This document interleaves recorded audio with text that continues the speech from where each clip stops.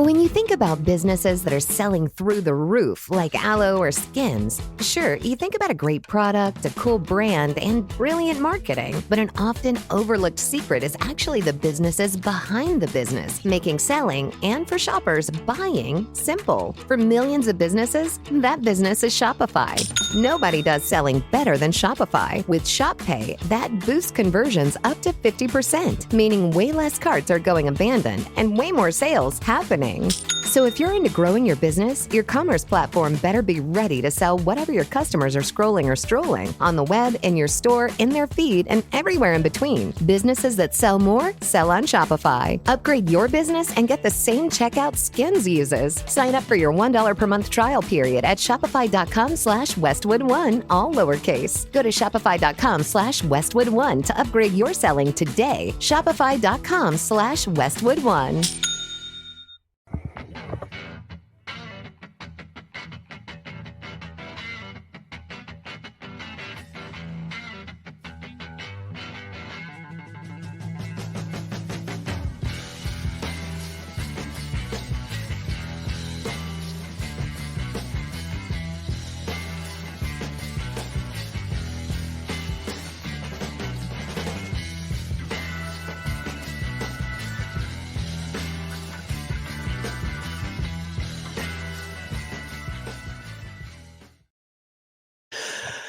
Good morning, afternoon, whatever it may be. Happy Monday, everybody. What's going on? It's episode number 29 of Flamescast here. It's myself, Kyle, as usual. Neil will be popping in fairly shortly here. He's just running into some issues, but we'll give him some time. I have to start soon because somebody gets the lucky opportunity of driving to downtown Toronto tonight, which, as you can tell, I'm very excited for.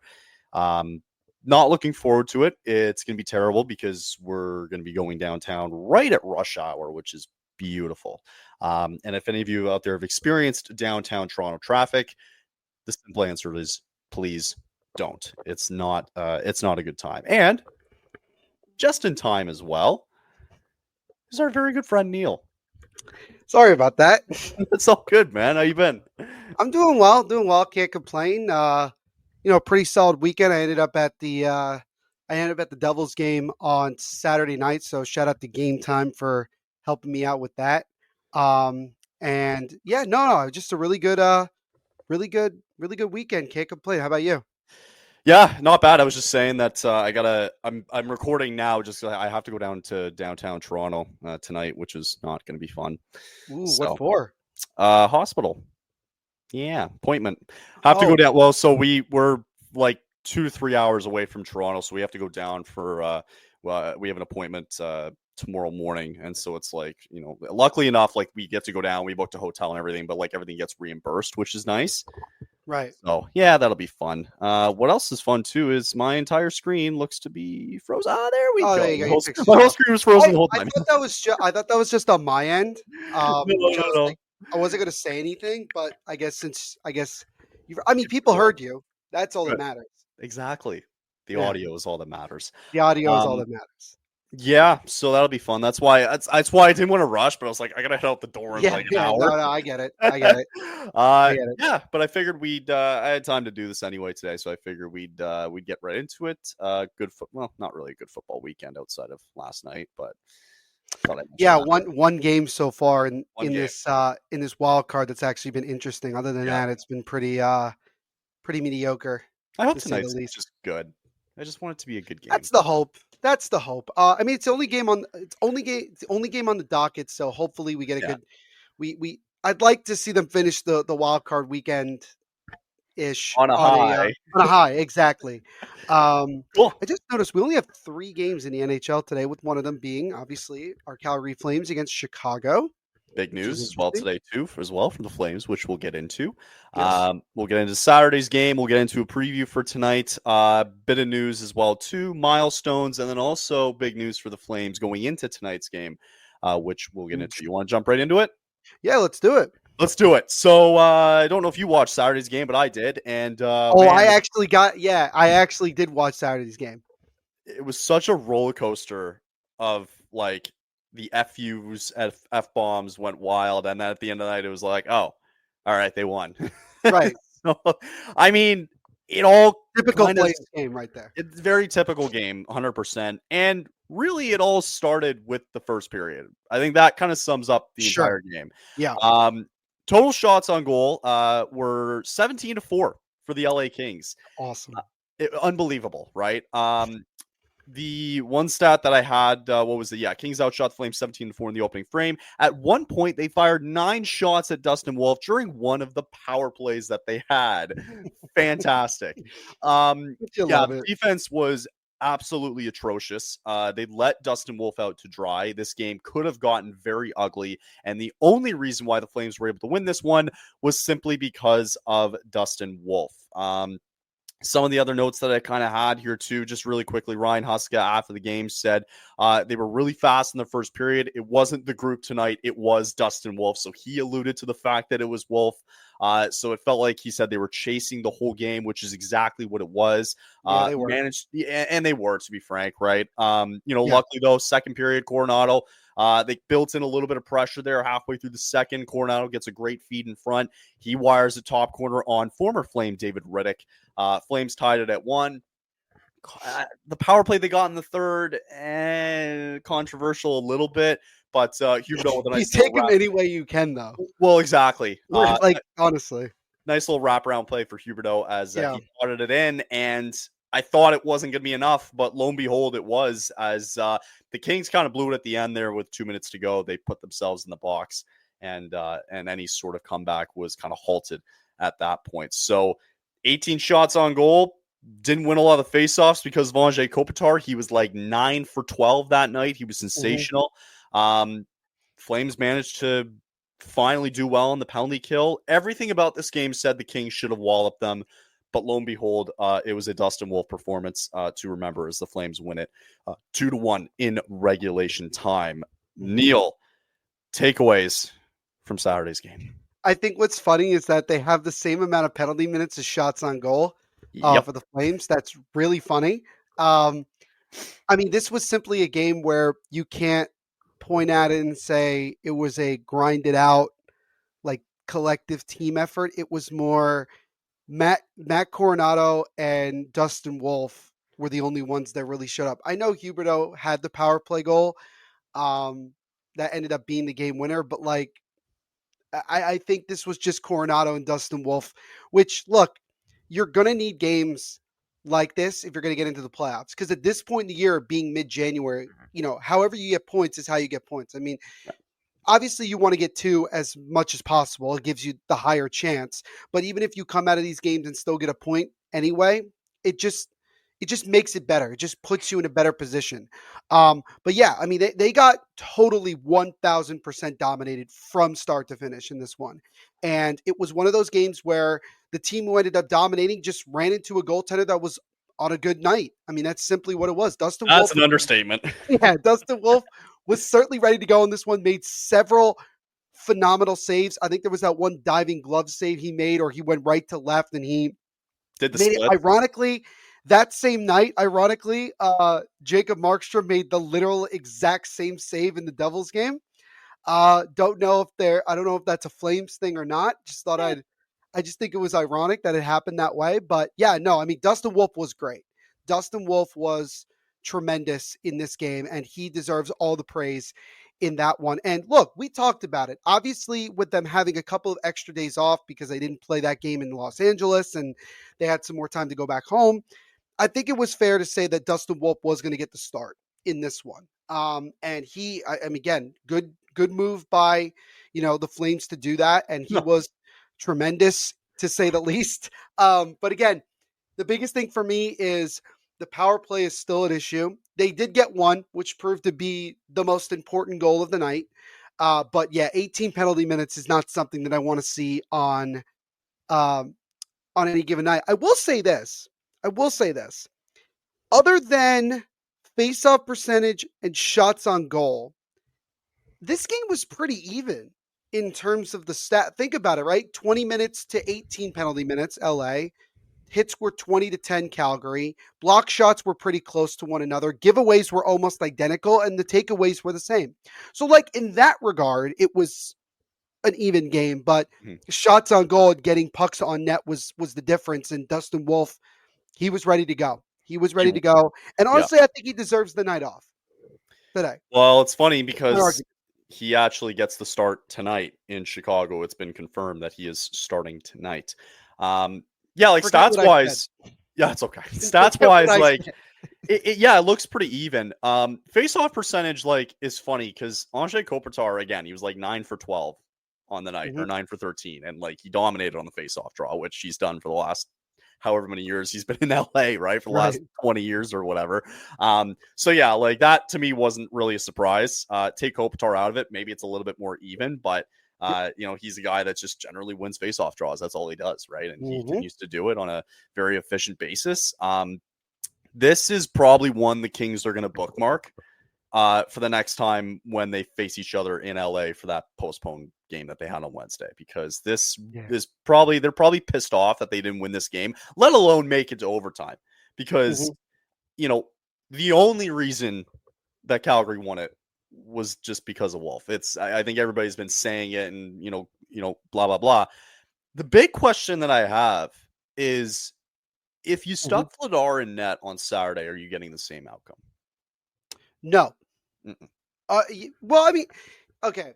No way. No way you're getting the same Th- outcome. No, I don't think you're getting the same exact outcome. But again, this this is more of a situation, in my opinion, a combination of Dustin Wolf is the number one guy, but also he just happened to have a tremendous night, which any goaltender can have on any given night. Yeah. But I would say from like this type of overall performance, I don't think you're going to get it the same as if Vladar was in net. I agree. I think like going forward, it's as simple as this, right? The only way this team stays in the playoff hunt is if that guy's in net, Hmm. right?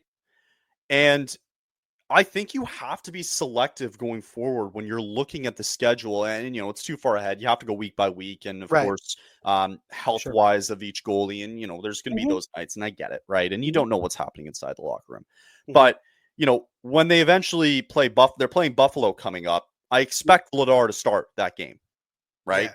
When they play LA again, I expect Wolf to start that game. When you're playing Chicago tonight, you know, okay, yeah, fair. You want to keep the hot hand going, and I get it, but you want to keep him healthy for games that are of the utmost importance going forward, right? They Sure. have coming up a back-to-back against the St. Louis Blues in St. Louis, who are right on their tail, Yep. right? Mind Yep. you, the Flames have a lot of games in hand. That's here nor there, Hmm. but still, you want to make sure you're important. So it's like you're really going to go into that type of game with Daniel. Like Vladar is going to start one of the games. Okay, fair enough. And maybe that's the approach that they kind of have with it. Hmm. But they have to be very selective going forward. That Wolf has to probably start a good chunk of these games going forward if they Yeah. want to stay in this hunt. Because it's not that I don't trust Vladar in net. He's your average, good, decent backup goaltender. But we said it in the last episode, like he's if that didn't prove it on Saturday, I don't know what will. That he's Yeah. the guy going forward. I think that's exactly what it proved. I think it proved that, for like the 1000th time in the last couple of weeks, that like Wolf is the number one guy. And I think if you were to ask Vladar, honestly, I think he probably would agree. But again, I've said before that I think the Flames are in a really interesting position where I think you have two fairly reliable goaltenders. Like again, Vladar is exactly what you expect out of him, to be a solid, reliable backup goaltender. But he's not a guy that you can throw out there every other night to be that main guy. I think a lot of people at the beginning of the year, I think a lot of people would have said that the roles would have been reversed, where we'd see a lot more of Vladar and maybe Dustin Wolf as like the 1B, but it's obviously changed with the way that Dustin Wolf has played up until this point. Mm-hmm. And again, I don't fully agree with starting Wolf tonight. I think for Vladar, this is a good game for him to obviously get into and win. I think it's a winnable game considering where the Blackhawks are. But again, like you mentioned, riding the hot hand is something that also plays a factor into these decisions. So, we'll see. We'll see. I think I don't think it's going to be the end of the world. I mean, if we end up winning this game, that's good. We're just racking up points right now in mid-January, and especially on the road, which is something that has been needed of late, just to try to get more wins on the road, just for the importance. So yeah, Yeah. we'll see if it pays off tonight. I can see on both sides though, and we've talked about this before, where like, okay, you can start him tonight, and like that's going to give you the best chance to win, right? Right. And you want to try to take these points from Chicago tonight, right? Like that's You just it. And I can understand it. It makes sense. I just don't feel great about it, just because like he got a workload on Saturday, and then you're throwing him right back in on Monday. Sure. I don't love it. I understand it, Mhm. but I don't love it, right? And again, I Right. can see both sides of it. That's why it's like such a difficult conversation. But I Mhm. think what's going to eventually happen come February, maybe after the Four Nations tournament, depending where this team is, probably still in the hunt, Probably, yeah. wherever it may be, right? In the hunt somewhere. At some point, you know, after the Four Nations, Wolf's probably going to get almost like Vladar might see a game in the next like one game in 5. You know what I mean? Yeah. Like that's the type of things that we need to see, because if Yeah. they're really true about trying to get in, right? That's just what's going to happen, because Mhm. this team's still struggling to score. It's evident. They're still Right. struggling on the power play. They had a great penalty kill on Saturday, which was good. Yeah. Outside Kill was of very good. Yes. Kill was good.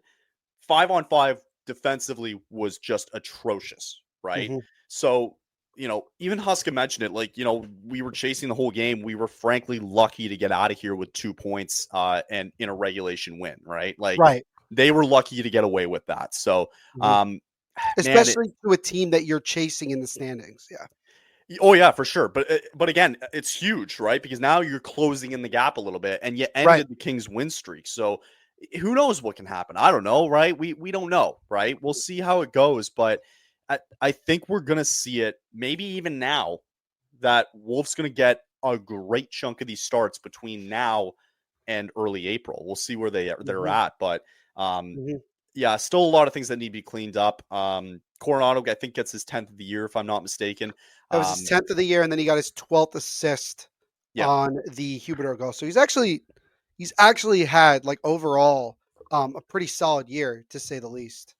Well, ever since he got sent down, right, and he comes back, like Huska made the point before the game. I remember watching the clip where he talked about Coronado getting sent down earlier in the year, and Coronado Mhm. just you can look at it as a demotion, or you can look at it in a different light. And instead of Coronado, he remembered Coronado saying, okay, well, he got sent down, and that night the Wranglers were playing, right? He wasn't Right. playing that night because he just got sent down. But instead of going home, he went to the arena. He went and watched the game, right? Like Right. that's the difference a little bit with some of these guys, right? And sometimes like that's the commitment level that you have to see, right? Mhm. So ever since then, like he's proven that he's an NHLer. He proves that he belongs on this level. He proves that he's going to be valuable for this team long term, hopefully. Knock on wood. Knock on wood. And my last point really on this game is you mentioned Huberdeau. Scoring on the power play and him not being there, he's going to surpass his goals scoring title or whatever that he's had back in Florida, like in his career, right? Yeah. After fumbling all that. So the one question they brought up on the after hour show, I was kind of listening on Barn Burner, and they were talking about, it was the former Into the Dome guys. Hope those guys are doing well, by the way. Mhm. And it kind of brought up an interesting debate where, now, does it make Huberdeau more tradable moving forward? I don't know if the problem is like, okay, he can get his goal total in his career, like, he can get it Mhm. to a great, exceed it, right? Is what I'm trying Right. to say. I don't know if it makes it more attractive. You know what I mean? The contract is always gonna be the issue, It always because, will be. like, put it this way, let's say in a different universe, he was on the last year of a deal. He Mhm. would be a lot more attractive to people Right. because of just the fact that he has 18 goals. He's probably going to surpass 30 this year. And this is with a team that, not trying to say this in a negative light, but like lacks top 6 talent. Let's put it 100%. out. No, I'm Put it not put it sugarcoating it. nicely. That's Yeah, exactly what it is. put it nicely. Um, a lot of those competing teams, like who are contending, I'm not saying that. Okay, again, I'm not saying the Flames are not competing for a playoff spot. What I'm trying to say is like They're overachieving though this they're year. overachieving based off of Yeah. based off of what we're seeing. Yeah. But if like let's say like I don't know, what's a good example? Let's say Winnipeg calls, right? Like, or Winnipeg's looking for like top 6 scoring or whatever. Like that would be a place where you could say like, oh, maybe if Huberdeau plays with another guy that can also, at talent wise is better, I think that you could say like, oh, this, you could definitely see a deal being made. But the thing is like the contract is going to be that issue. And if he does get moved, it's an off-season thing because these teams would need more time to sit down and talk about this in terms of like, is somebody going to take on his contract fully or if not? Like, Yeah. I don't see Huberdeau's value increasing based off of what we're seeing right now. I think it's maybe it's a little bit better, but again, that contract's always going to be the first thing you're gonna bring up when in terms of of those negotiations. So I'm looking it up because he signed this back in what was this August of 2022. Right. Okay, so he's currently in the second year of his 8-year deal. Okay, he's by the way 29 years old, right? Yep. Which is concerning because the older that you get, the older that you get, you don't know if you're going to get the same production out of him, right? Sure. If they're gonna if the plan is still 2 years from now, they're gonna have the new arena built, and that's when they want to contend, right? I think at some point, he's not I think we can all agree he's not going to survive this 8-year deal. There's just no way. No. I agree with that. I don't think he survives this deal. I don't think so either. No. I'd be curious to see in year 5 where we're at, right? Because, I understand that Brad kind of ducked us on this one here. I'm curious to see, if look at it this way. Look at the Wild, right? And what they had to do in order to get rid of Ryan Suter, if I'm not mistaken. And I think Suter and Zach Parise's contracts. And Parise's contracts, correct. Yeah. If that's going to be the case, if they can just get to year 5, even if they can get to the end of year 5 and you have to eat that for 3 years, it's tough, man. It's tough. And you're going to it's not a great look, man. And no, you're going to have to give up an asset if you're going to have to find a way to. Oh yeah. 100%. That's just the only way you're going to do it. Right. Right. Because I think everybody still finds it even though he's having his best year so far in his career, which is crazy. People are still kind of talking about this, and it was alluded to again after the game on Saturday. So it's a tough one, man. And one that you really can't have a conversation about until year 5 of this contract. And that's the thing, I think it's very fair to say that, Huberdeau is going to be in Calgary for quite some time. And that's mainly because of that contract. And I feel bad for the Flames management now because they obviously were not the ones who gave, if I have correctly, I think Brad Treliving signed him to that deal. Yeah. It puts them in a really tough spot. Yep. And I think that they're going to it'll be interesting to see what type of conversation they have with Huberdeau at season's end. And again, it's going to be based on things like where he ends up at the end of the regular season. Where do the Flames end up? Do they make the playoffs? Do they not? These are questions that are not going to be really answered until 2 or 3 months down the road right now. But yeah, no, I just think that it's going to,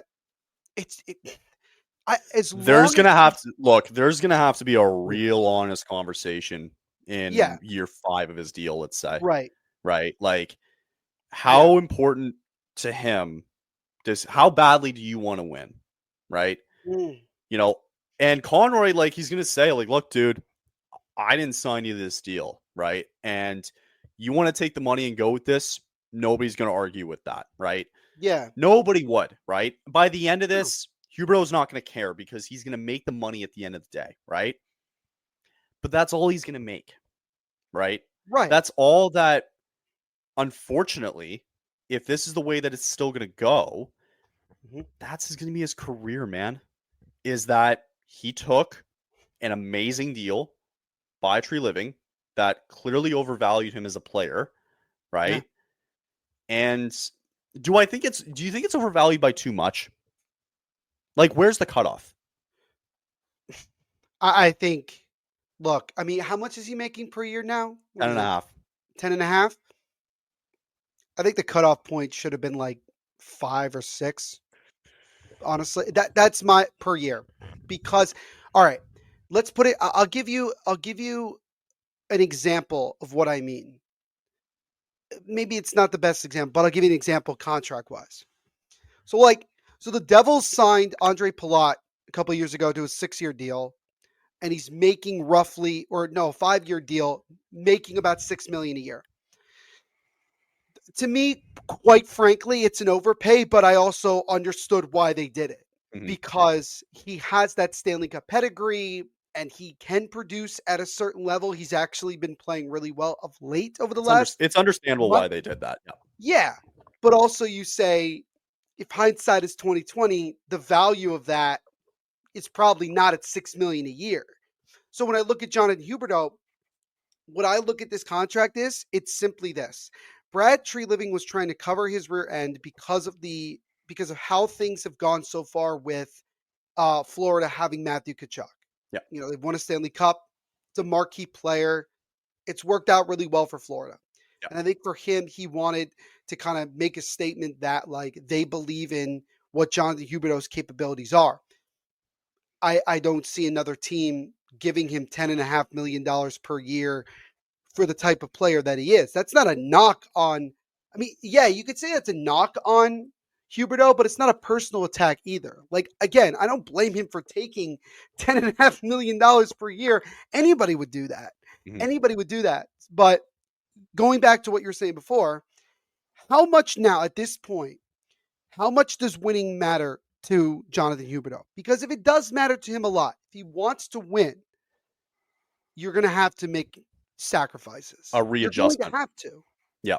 And even if it's even if we're literally talking like $2 million per year. You know what I mean? Yeah. Even if you can get it down to 8, I could live with that. Which is much more of a typical.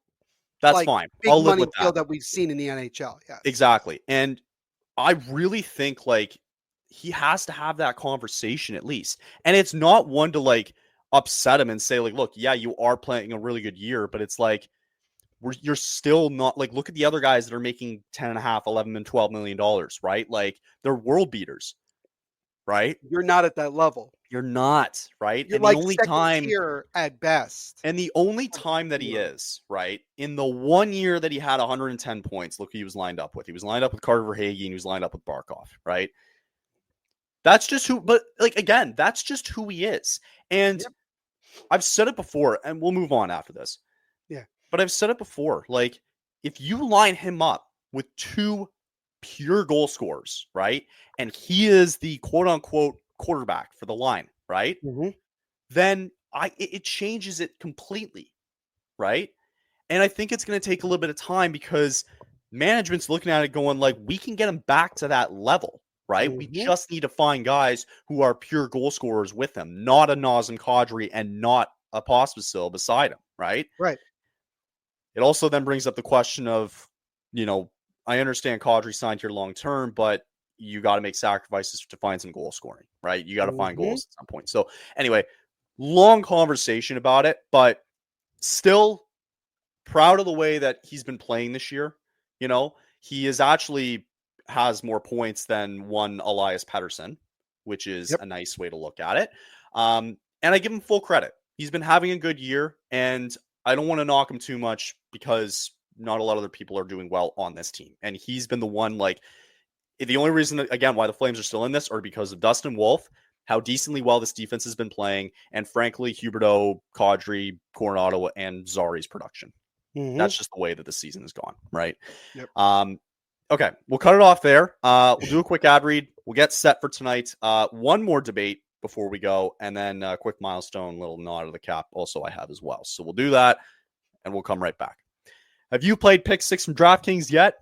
Probably not. What are you waiting for then? You better get on it. The playoffs are here, and its time is running out. As the official daily fantasy sports partner of the NFL and the NHL, DraftKings does fantasy sports like no one else. You play for better payouts on Pick 6. It's super easy to get started. Select 2 or more players and choose if they'll have more or less of a stat like touchdowns, yardage, sacks, shots on goal, shots blocked, and more. Pick 6 is available in most states, including Missouri, California, Texas, Georgia, and more. And DraftKings is making it even sweeter for first-timers.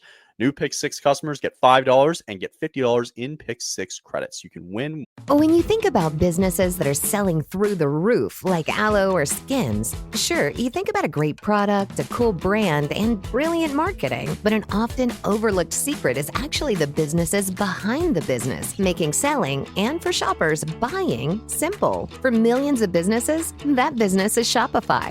Nobody does selling better than Shopify. With Shop Pay, that boosts conversions up to 50%, meaning way less carts are going abandoned and way more sales happening. So if you're into growing your business, your commerce platform better be ready to sell whatever your customers are scrolling or strolling on the web, in your store, in their feed, and everywhere in between. Businesses that sell more, sell on Shopify. Upgrade your business and get the same checkout Skims uses. Sign up for your $1 per month trial period at shopify.com/Westwood1, all lowercase. Go to shopify.com/Westwood1 to upgrade your selling today. Shopify.com/Westwood1.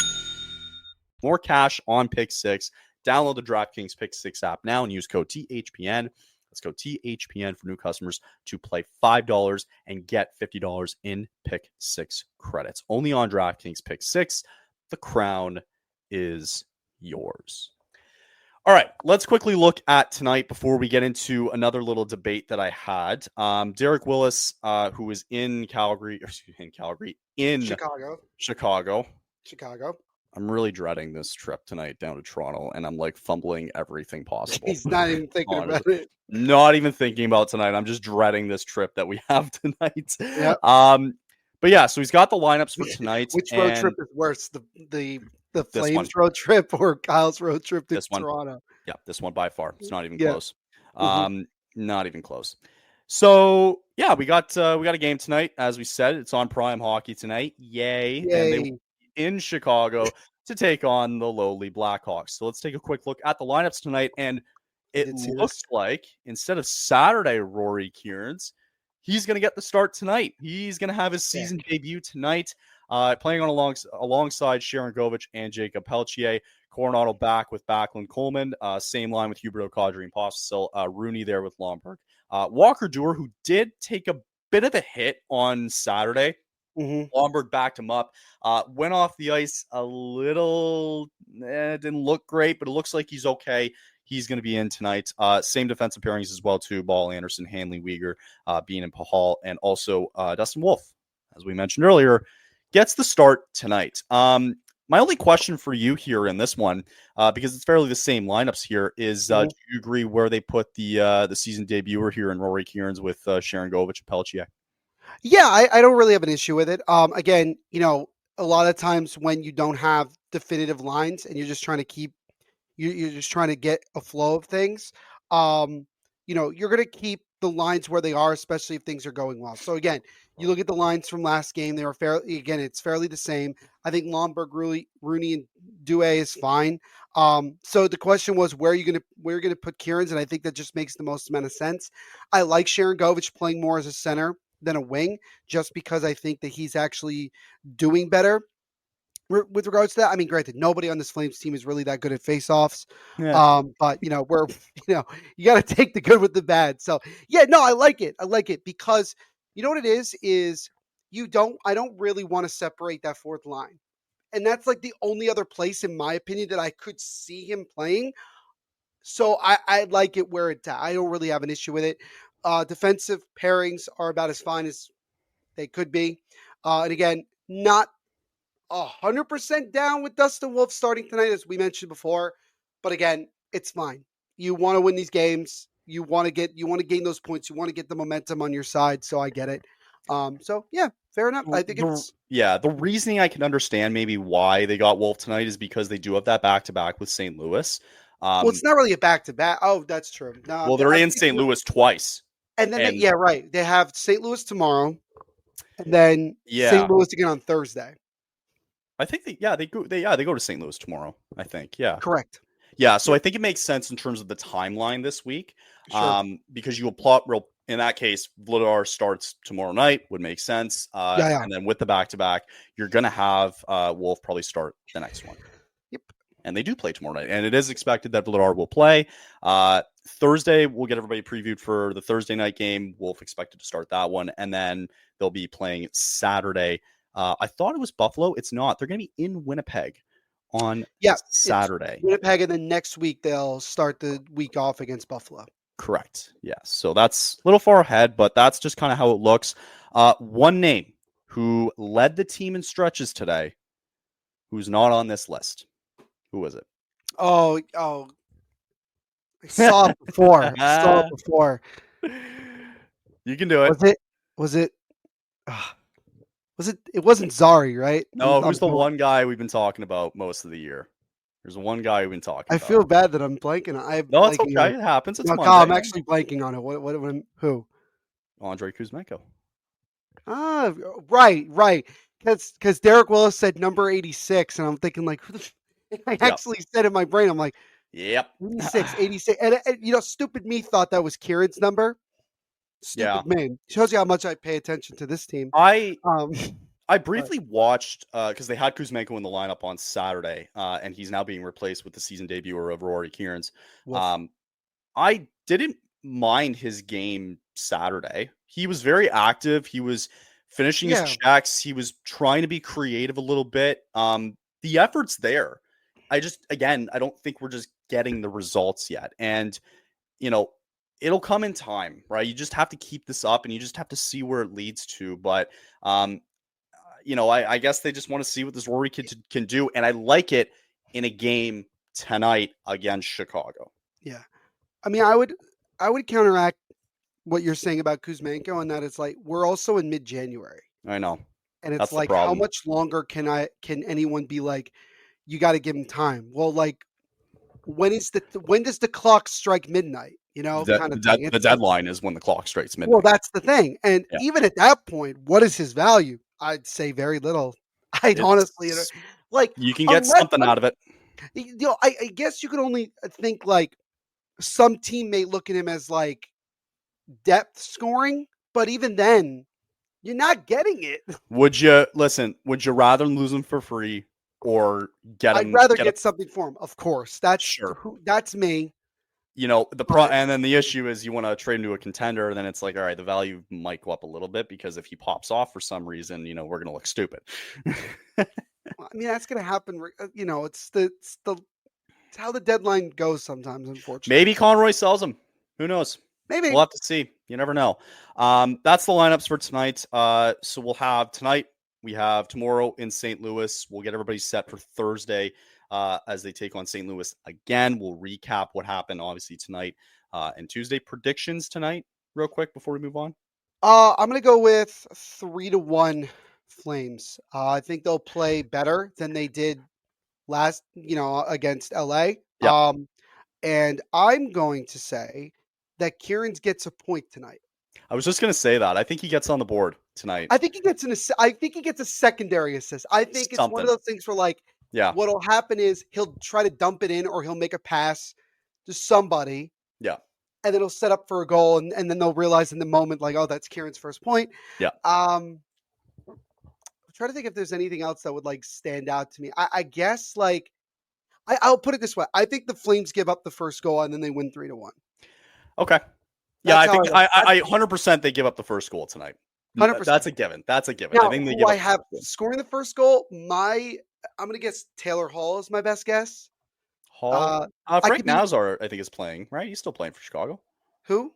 No, Frank Nazar. Nazar? Is that? He's still playing. Yeah, I think they've been talking about him a lot recently. I'll go with Frank. I know that Taylor Hall's been getting a lot of word around him about him getting traded second or third round pick is kind of crazy considering where he was a few years ago. But the injuries have just Piled up, but man. he looks good recently. I will say that he's actually looked pretty good. Be interesting to see where he lands because he's He'll going get to a lot land. of suitors, I think, at the deadline. I think he'll get a lot of suitors. They'll like him for sure. And you know what? Like, it sucks that like Pat Maroon's contract is so bad because it's Yeah. like I think it's like $5 million. I think it was something ridiculous. Because I think he would also be a guy that I could see getting moved Right. if his contract wasn't that bad. But You're right though. There's gonna be so many suitors, right? you ever wonder if like the Flames would move Vladar to like Chicago?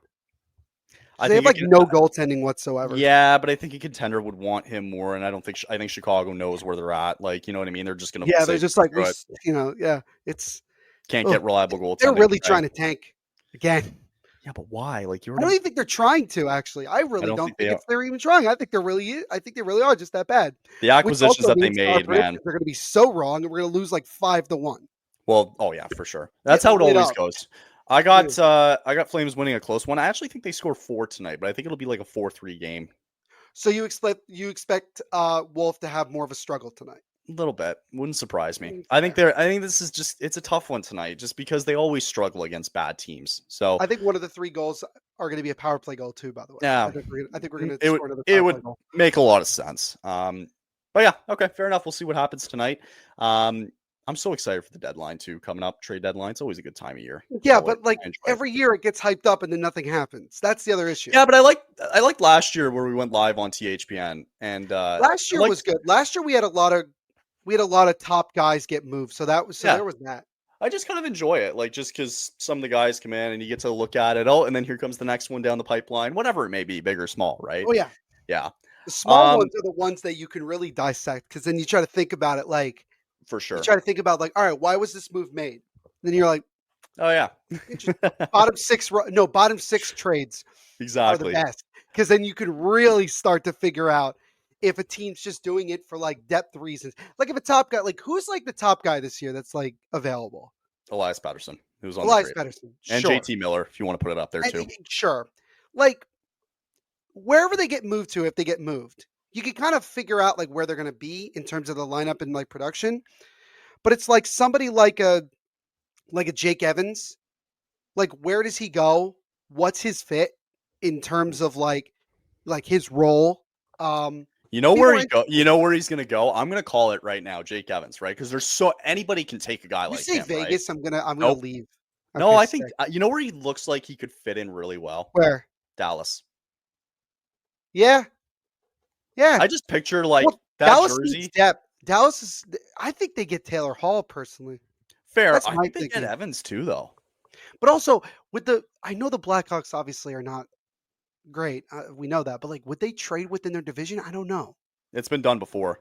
No, I know it's been done, but I'm just curious to know, like, is it something that if they did, it'd be a high value, like it'd be more higher value, right? Well, and same thing for the Flames, right? If they want to trade within the division, they want to give Kuzmenko to Vegas. It might, maybe that's where you get value from. Trade him to Vancouver, send him back. Can you imagine? That'd be so funny. All right, we got a Thanos meme. It's like you cannot live with your own failure, and where did it lead you? Right back to me. Yeah, that would definitely come up. Yeah. Okay, we got to move on. Let's wrap this one up here because I did want to bring this up. It was a good, very well published here by Robert Munich here. Quickly talking about Kevin Rooney here. Look at that. Look at that. So I wanted to bring this up. I think Steph's really going to be happy that we're talking about. Well, that's why I wanted to actually bring this up because I saw her comment, and the biggest thing that I want, and this is not a knock at her at all. She's awesome that we had on, right? And I get it, and her connection with Kevin Rooney. I think she's co-hosting now on Locked On Flames. I think she is, and great and fantastic, right? Good for her. The emotions in what she said, like, are just kind of getting in the way. And again, I'm not trying to be rude here, but the stats are the stats here. And frankly, from what we've seen, Kevin Rooney has frankly been on the penalty kill for the last little bit here. Yeah. Hasn't looked great, right? And you want to talk about, like, he did have a good start to the year, fair. Sure. But it has dipped. The faceoff percentage has dipped, especially more or less looking at him on the penalty kill, right? Mhm. It it's difficult because he is a very light guy, respectable guy to have in. He does well on the penalty kill. Because the penalty kill has been bad recently, maybe not excluding Saturday, right? Mhm. It's tough to see this guy in the lineup going forward, especially with some of these younger guys starting to come up and possibly replacing him. Right. So I didn't love, and I won't bring it up. I didn't love what Steph was saying just because, and I get defending him. I understand it. I just thought the emotions were just kind of getting in the way a little bit.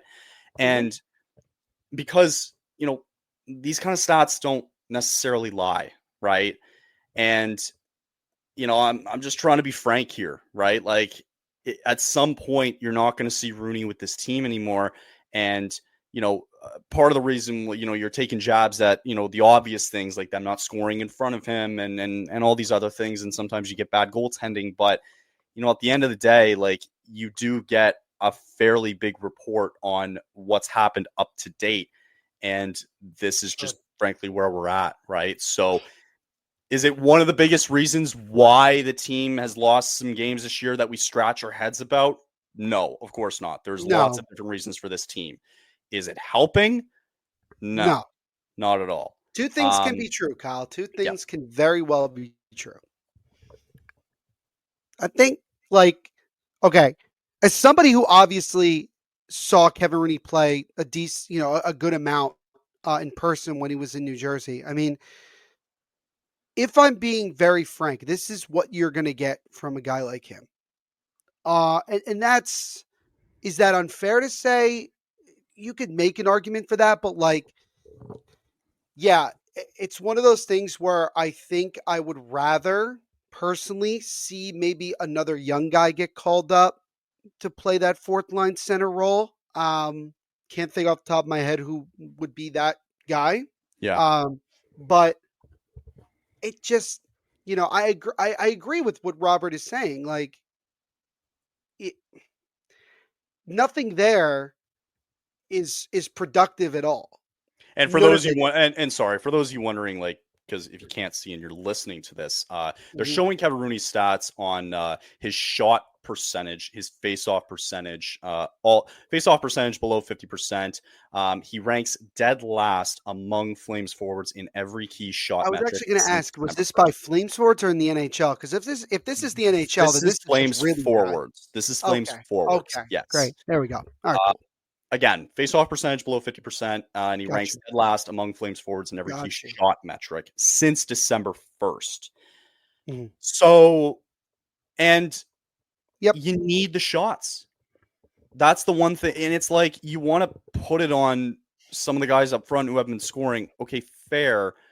But at the same time, this isn't helping, right? No, And would you it's not. like, and that's It's what I not mean. Like, helping. No, you're absolutely right, Kyle. Like, it's just to we put can't it beat in around the simple bush, terms, right? right? I don't want to beat around the bush. Simple terms, it's not working. It No. just straight up is not working. And maybe things would change if the Flames were in a different position than they are right now.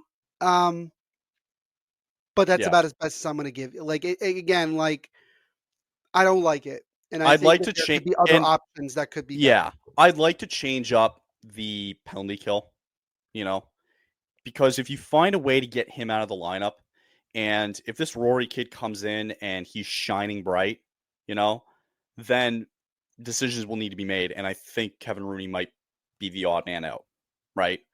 Robert Below mentioned Walker Dewar as well too earlier on as well with Rooney. I actually think Dewar's been fine. He's brought a little bit of energy, a little bit of pop, and I like him playing with Lomberg. So, Sure. even if even at the deadline, right? Even if you have to make a small move, that's not going to cost you, right? I think that can be changed, right? Yeah. You can maybe go out there and look for a bottom six penalty killer. Maybe go look out there for a bottom six guy who takes a lot of shots and is, you know what I mean? And it's not Like going to Nico cost you a Sturm lot. from San Jose. That name has actually been brought up, and I wouldn't hate that, right? He's a really good face-off guy. So that name's been brought up, and I like to think that that's possibly something that this team could do. And it wouldn't surprise me if that's a move that Conroy makes, because it's still fluid top four, but there's still certain areas where you can improve on. And this is something that can be easily fixed, and it's not going to cost, a lot. And it brings up that thing, those reportings that we were hearing early in the year when they were looking for, center depth and center help. Nico Sturm, I think, fits that bill. Because look, the Sharks are not going to make the playoffs or anything like that. So it's just, but also I think Nico Sturm could be a guy that also gets a lot of teams interested. Who knows? But like, you got it. That's an example of what we're talking about with like, there are other options out there that I think could be better than what we're getting out of Kevin Rooney. You got it. Really quick to wrap up. I noticed you brought up the quarter century team. I was surprised that you weren't going to bring it up. I was like, totally forgot. I was like, this is a pretty significant thing. It is a significant thing. The other actually milestone, I'll just very quickly mention. Go ahead. I had it written down. Congratulations to Eric Stahl, who's number 12, getting hung up in the Hurricanes rafters. So that was really cool to see. But and then they lost. But yes, the quarter century team was brought up. By the way, the fact that Cutter Gauthier decided to wait till the game after to do something significant is nothing short of hilarious to me. It's funny. Because I was like, oh, so now you want to do that. Like, it was just, and that was such a funny game. See. Oh, so funny. All right. Last thing to wrap up. Yeah, quarter century team. Yeah. So you had Gaudreau. I'll let you go through it if you want. Yeah, so obviously you got Johnny Gaudreau, Jerome McGinley, Matthew Tkachuk. I don't have any surprise there. Mark Giordano, Robin, I'm going to say his last name wrong, Robin Regeer. Yep, should have known that. And Mika Kiprusoff. I have literally no complaints, personally, unless you do. No, I think it's fairly straightforward. Yeah, I like the Regeer, adding in him there. Sorry. No, it's all good. I like that. And then you go down the second pair there. Yeah, and then you go down to the second team, and you got Mikael Granlund, Craig Conroy. Good on him. Granlund. Sean Monahan. You said Mikael Granlund. Backlund. Mikael Granlund, sorry. No, Backlund. Oh, my God. Oh, my God, today. Get Backlund. off. There we go. Okay. There we go. Backlund. Craig Conroy, Sean Monahan, Rasmus Anderson, Dion Phaneuf, and Jacob Markstrom. Well, it makes sense, right? No, okay. I have one, and this may be a hot take, but I have one exception to that. I don't think Markstrom should be there. Who should be there? Mike Vernon. Yeah, but it's quarter century, right? I'm an idiot. Ignore me. Just ignore what I have said for the last 2 seconds. Otherwise, I would agree. Like, this is quarter century. I don't get it. Like, I'm not like it's 2000 to 2025. Wonderful. There we go. Okay. What did you know? So, yeah, fine. Yes, fine. Fair enough. Mike Vernon, fair, but like he's not a quarter century. Okay, so this was the all like century. Like if we're going like this is from history, 2000 to 2025. Okay, so but if this was an all history team, I would put Mike Vernon over Jacob Markstrom. Personally, I may even put Mike Vernon over Mika Kiprusoff. I'm just saying. There's my hot take for everybody. You can cancel me at any time. Very hot take. Kipper's number one. Kipper's number one right now. That was such an interesting final between him and It was. No complaints. I liked it. They had him on. They had Regeer, Conroy, and Rasmus Anderson on Saturday on After Hours on Sportsnet, and they just kind of talked about how honored they felt, and they brought up the Martin Gelinas no goal from Game 6 back in 2004, and they brought up Conroy, how Jerome McGinley was like grilling this guy every game, which is super funny, and now they're working together. You think he grills him now? Probably. Yeah. When are you gonna figure out that center depth, buddy? I know, right? We'll get to it. We'll get there. That's gonna wrap it up. Kyle's got to go in like literally half an hour. Kyle has to go. That'll wrap it up. We'll be back on Thursday. We'll recap the last two games. Thanks again, Neil, for jumping on last minute today. I know. And hope everybody has a good week, and we'll hopefully pray for me down in Toronto tonight. So that'll be fun. Thanks, and we'll chat again Thursday. Later, people.